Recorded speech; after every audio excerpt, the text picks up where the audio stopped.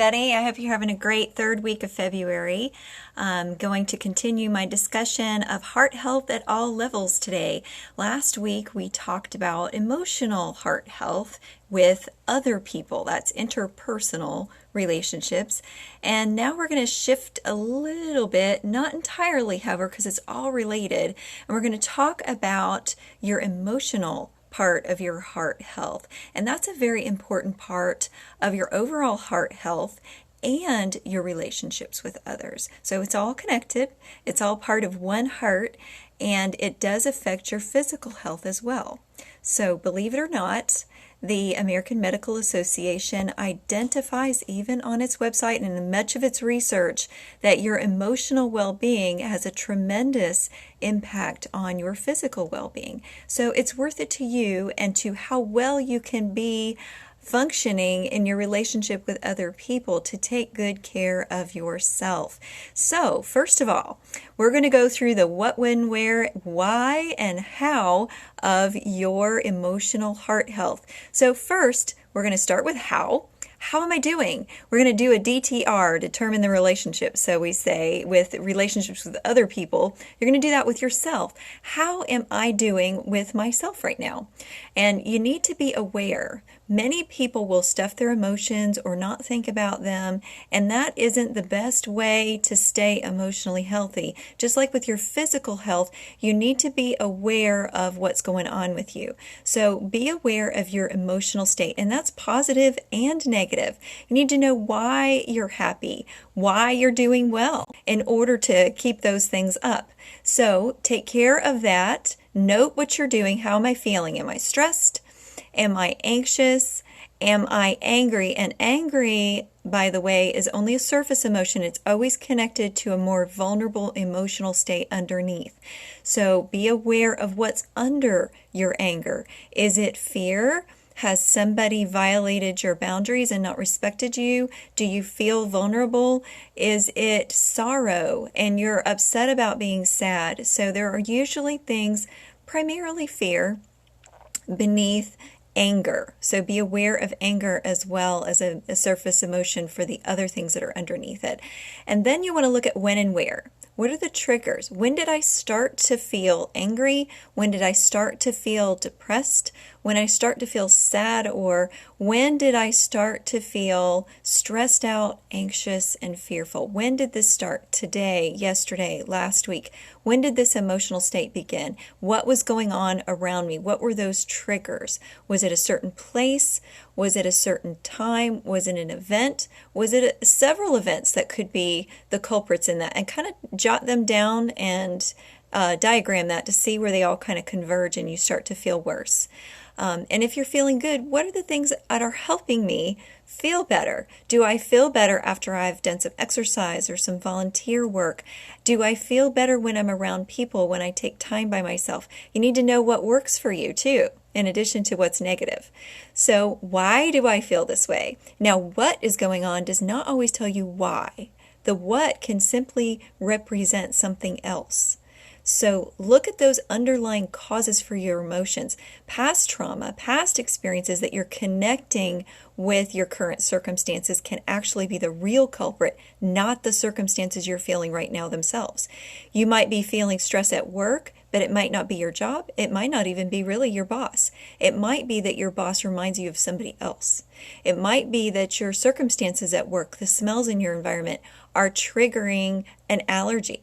Maybe they're triggering stress because they remind you of something else. Maybe the lighting is bad in your office. Maybe you just can't tolerate fluorescent lights and it's contributing to a negative mood. Maybe it's too dark. But look at why you're feeling the way that you're feeling. And in order to do that, you need to look at your thoughts. What are the thoughts that are happening when I feel great and when I feel badly? When your negative feelings are connected with negative thoughts, that helps you trace back what's actually causing it.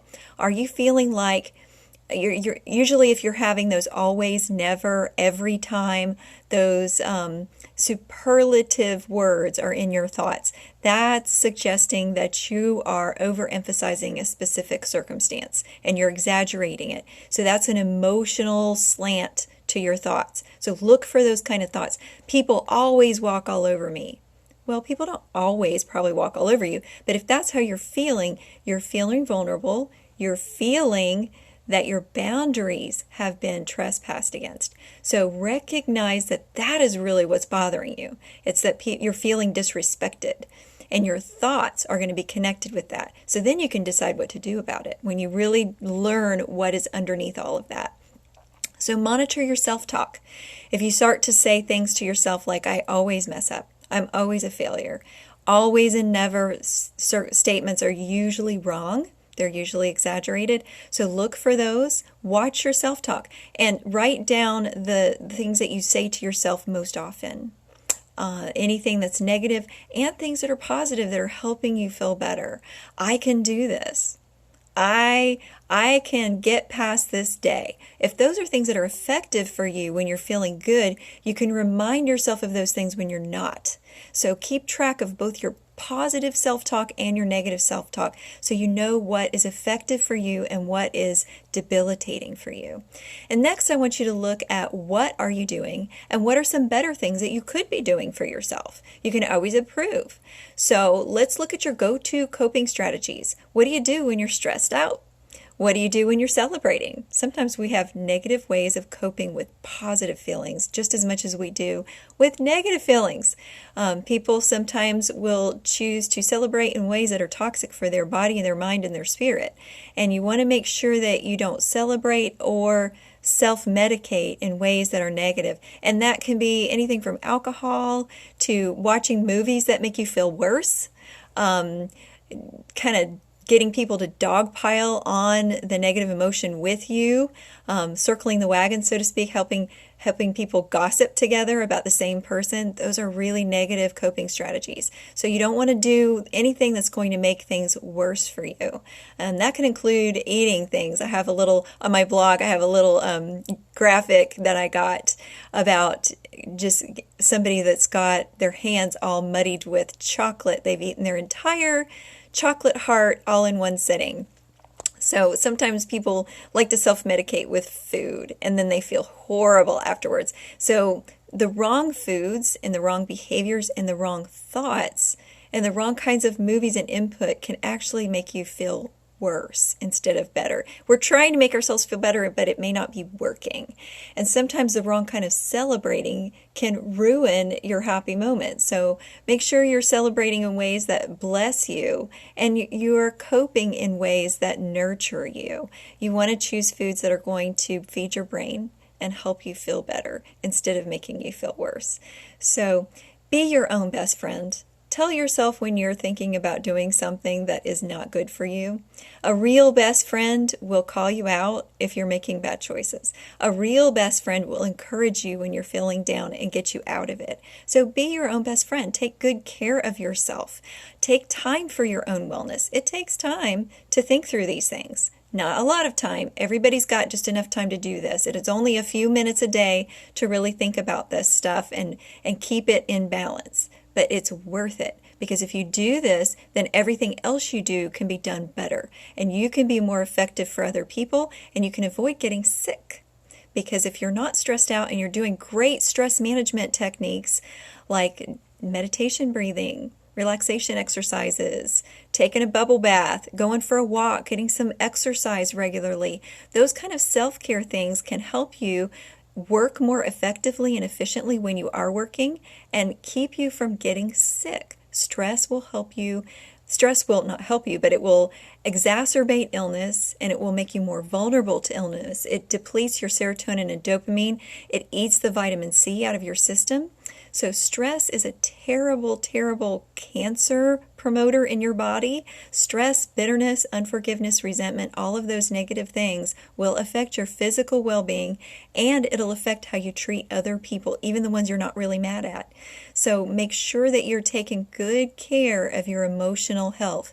Embrace your ability to change. Avoid telling yourself and resorting to thoughts that suggest that you just can't change. This is just the way I am. I've always been this way. I've been this way since a child. I had such and such a childhood. Well, it's good to know where it came from so you can address it. But staying that way is not necessary. We are human beings, and one of the greatest things about being a human is that we can change. We can reinvent ourselves and become something new, regardless of where we came from. The greatest stories of victory and overcoming and inspiration are those where people have come from horrible circumstances and yet are the most brilliant, shining examples of emotional health and impact and inspiration in the world around them. So you can do this. You can change. And that's one of the best things about being a human, and that's one of the great things that we can give to each other as humans. Your change can inspire my change, and our change can inspire the world's change. And that's why we are here, to mutually encourage and support one another. And that is written in the book that is meant to guide us toward the ultimate healthy life. And we'll talk about that next week a little bit more, the spiritual component of heart health. A very important piece of heart health as well. And I saved the best for last, so we will talk about that next time. But I will quote it to you about mutually encouraging one another toward love and good deeds in Hebrews 10, chapter 10, verses 24 through 25. We should think about each other and see how we can encourage each other to show love and do good works. We need to keep on encouraging each other. This becomes more and more important. So if you're struggling with getting emotionally healthy, reach out. A life coach can help you. It doesn't take a lot of sessions necessarily. It just depends on what you need and where you want to go. We can set up a plan, give you some objectives, and as much as you would like to, you can meet along the way as you're implementing these things to see how you're doing and get the encouragement you need so that you can then be an encouragement to everyone else in your life. So I hope that you have an awesome and blessed week and that your heart is thumping at a healthy beat. Until we meet next time, have a wonderful week and be encouraged. Bye-bye.